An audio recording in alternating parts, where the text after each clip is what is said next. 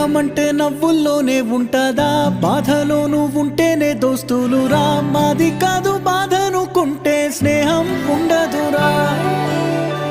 తప్పుల్లోనూ నీతోనే ఉన్నామురా, గొప్పల్లోనూ నీతోనే ఉన్నామురా. చెప్పలేని బాధే ఉన్నా చెయ్యే బదలమురా. నీతో ఉంటూ మాటలు రాని మౌనం చూడకురా.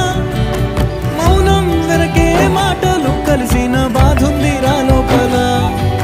స్నేహంలో నా కోపాలన్నీ కరిగే మేఘాలురా.